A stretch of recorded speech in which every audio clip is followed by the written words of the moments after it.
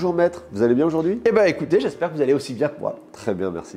Alors aujourd'hui, on va se pencher sur les différentes étapes qu'il y a dans le cadre d'une acquisition dans l'immobilier.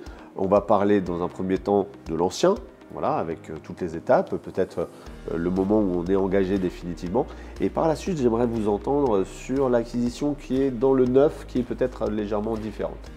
Alors, eh bien, commençons d'emblée par l'ancien.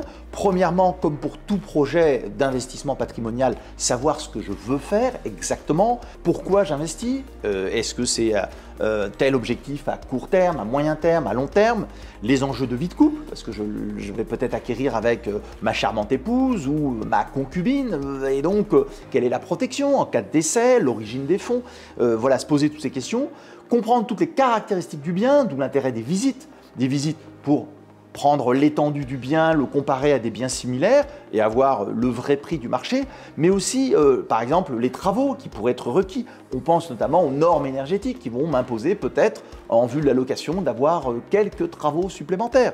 Quel sera le coût et quel sera l'avantage en termes de performance énergétique. Donc voilà, toutes ces études vont permettre de pouvoir signer en connaissance de cause une offre, puis qui va être confirmée par un avant-contrat qu'on appelle promesse unilatérale ou promesse pragmatique.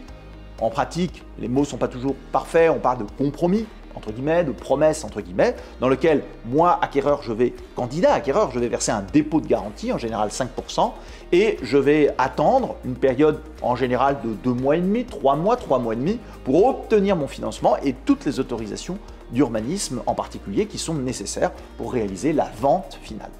Et dans le neuf, les étapes sont peut-être légèrement différentes? Alors, vous avez raison, c'est difficile de visiter le bien, qui souvent est un grand terrain vague, donc il va falloir adapter. Vous bénéficiez de nombreuses garanties dans le neuf, puisque c'est un contrat très encadré, qui va être la vente en état futur d'achèvement, la VFA, qui est précédé d'un contrat préliminaire, dans lequel on pose les bases, et qui vous engage assez peu, finalement, en tant qu'acquéreur, donc est assez protecteur, reconnaissons-le.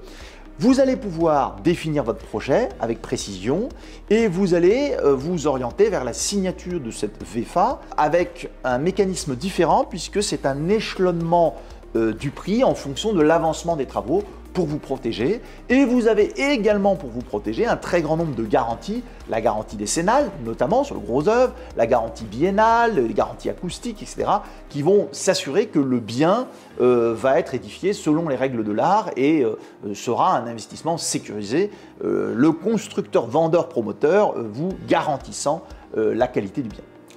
Les provisions sur frais d'acte, tant dans l'ancien que dans le neuf? Alors, dans l'ancien, on sera plutôt sur du 7-8%, puisque nous avons des droits de mutation à titre onéreux qui sont de 5,89 en principe, il y a quelques petits variables, alors que dans le neuf, comme l'opération est soumise à TVA, dans votre prix, il y a déjà en général les 20% de la TVA, sauf des cas particuliers en secteur social, etc.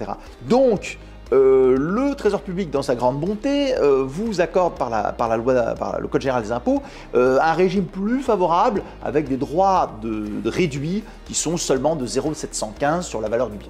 Le notaire est toujours rémunéré en général un peu moins de 1%, c'est de l'ordre de 0,8 en général. En résumé, des garanties existantes dans le neuf, moins dans l'ancien, des frais de notaire ou provision sur frais d'acte environ de 7-8% dans l'ancien et de 2-2,5% dans le neuf. C'est comme ça qu'on pourrait résumer un petit peu ces deux aspects. Pour approfondir tout ça et avoir une réponse à toutes vos questions, n'hésitez pas à vous rapprocher de votre conseiller en gestion de patrimoine Astoria Finance qui vous guidera et vous accompagnera chez un professionnel, un notaire partenaire Astoria Finance.